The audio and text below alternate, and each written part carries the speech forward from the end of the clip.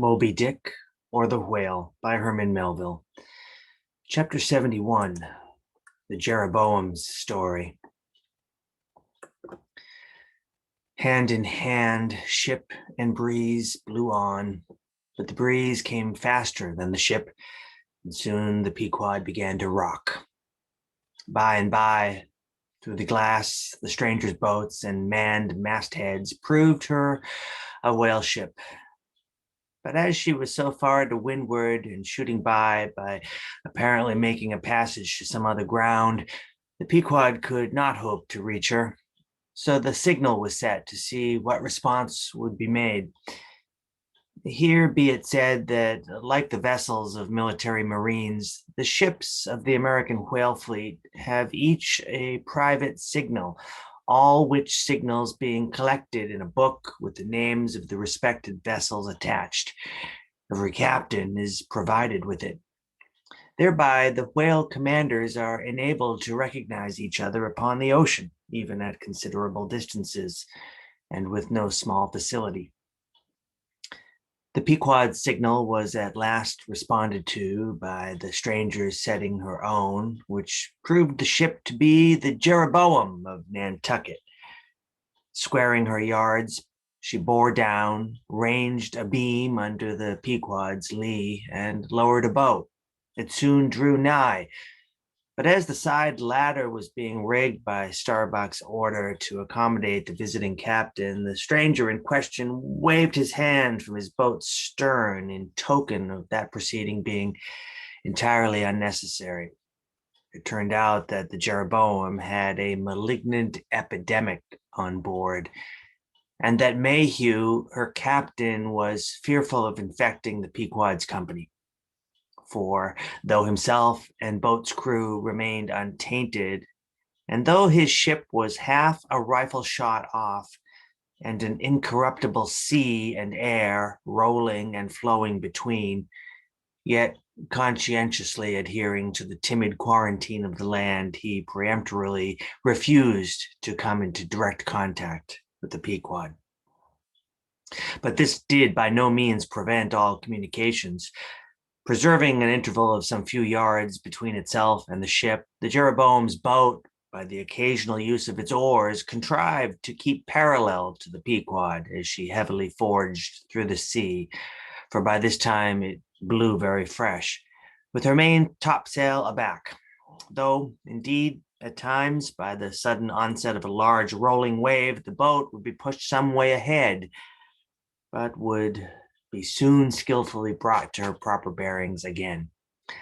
Subject to this and other the like interruptions now and then, a conversation was sustained between the two parties, but at intervals not without still another interruption of a very different sort.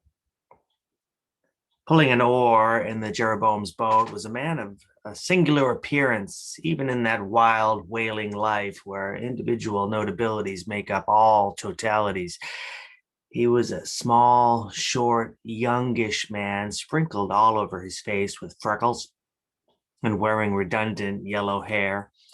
A long-skirted, cabalistically cut coat of a faded walnut tinge enveloped him, the overlapping sleeves of which were rolled up on his wrists. A deep, settled, fanatic delirium was in his eyes. So soon as this figure had been first described, Stubb had exclaimed, "That's he! That's he! The long-togged scaramouche the town hose company told us of!" Stubb here alluded to a strange story told of the Jeroboam and a certain man among her crew some time previous, when the Pequod spoke the town hoe. According to this account and what was subsequently learned, it seemed that the scaramouche in question had gained a wonderful ascendancy over almost everybody in the Jeroboam. His story was this. He had been originally nurtured among the crazy society of Nescayuna Shakers, where he had been a great prophet, in their cracked secret meetings, having several times descended from heaven by the way of a trapdoor, announcing the speedy opening of the seventh vial, which he carried in his vest pocket. but which, instead of containing gunpowder, was supposed to be charged with laudanum. The strange apostolic whim having seized him, he had left Neskayuna for Nantucket, where, with that cunning peculiar to craziness, he assumed a steady, common-sense exterior and offered himself as a green hand candidate for the Jeroboam's whaling voyage.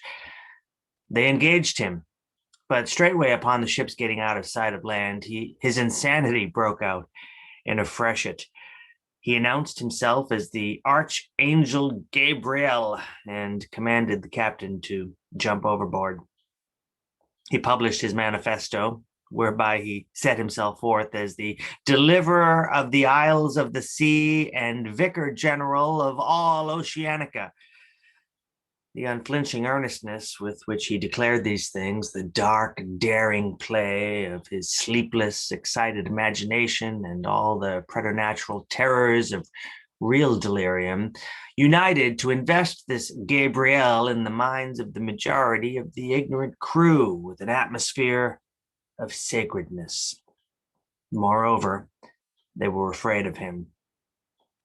As such a man, however, was not of much practical use in the ship, especially as he refused to work except when he pleased. The incredulous captain would fain have been rid of him, but apprised that that individual's intention was to land him in the first convenient port, the Archangel forthwith opened all his seals and vials, devoting the ship and all hands to unconditional perdition in case this intention was carried out. So strongly did he work upon his disciples among the crew that at last, in a body, they went to the captain and told him if Gabriel was sent from the ship, not a man of them would remain. He was therefore forced to relinquish his plan. Nor would they permit Gabriel to be any way maltreated, say or do what he would, so that it came to pass that Gabriel had the complete freedom of the ship. The consequence of all this was that the Archangel cared little or nothing for the captain and mates, and since the epidemic had broken out, he carried a higher hand than ever, declaring that the plague, as he called it, was at his sole command, nor should it be stayed, but according to his good pleasure. The sailors, mostly poor devils, cringed, and some of them fawned before him in obedience to his instructions, sometimes rendering him personal homage as to a god. Such things may seem incredible, but however wondrous, they are true. Nor is the history of fanatics half so striking in respect to the measureless self-deception of the fanatic himself as his measureless power of deceiving and bedeviling so many others. But it is time to return to the Pequod. "I fear not thy epidemic, man," said Ahab from the bulwarks to Captain Mayhew, who stood in the boat's stern. "Come on board." But now Gabriel started to his feet. Think of the fevers, yellow and bilious. Beware of the horrible plague." "Gabriel, Gabriel," cried Captain Mayhew, "thou must either—" But that instant, a headlong wave shot the boat far ahead, and its seethings drowned all speech. "Hast thou seen the white whale?" demanded Ahab when the boat drifted back. Think of thy whaleboat, stoven and sunk. Beware of the horrible tale. I tell thee again, Gabriel, that... But again, the boat tore ahead as if dragged by fiends. Nothing was said for some moments, while a succession of riotous waves rolled by, which by one of those occasional caprices of the seas were tumbling, not heaving it.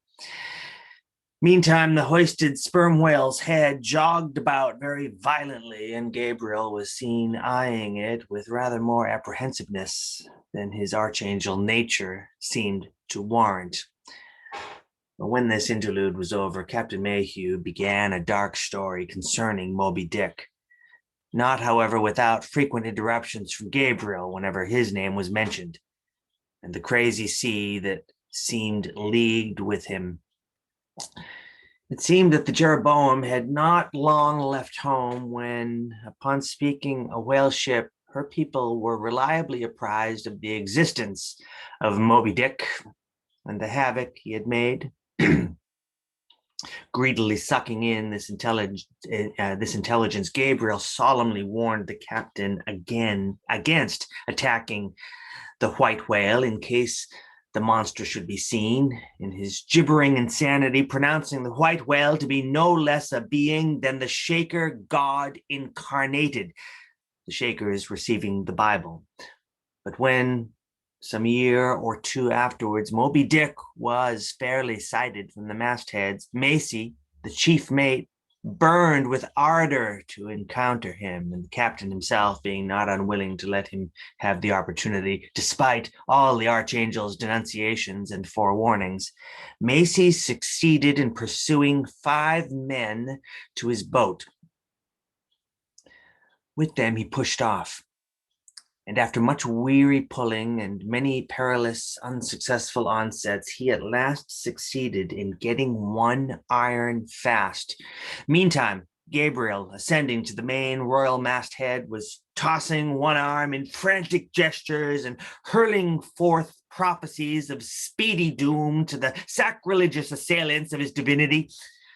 Now, while Macy, the mate, was standing up in his boat's bow and with all the reckless energy of his tribe was venting his wild exclamations upon the whale and essaying to get a fair chance for his poised lance, lo, a broad white shadow rose from the sea by its quick fanning motion, temporarily taking the breath out of the bodies of the oarsmen.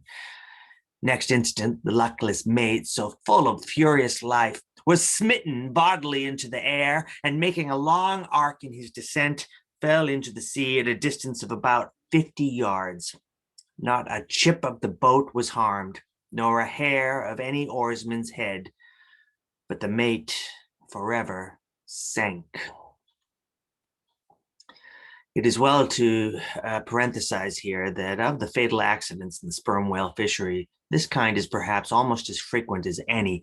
Sometimes nothing is injured but the man who is thus annihilated. Oftener, the boat's bow is knocked off, or the thigh board in which the headsman stands it's torn from its place and accompanies the body.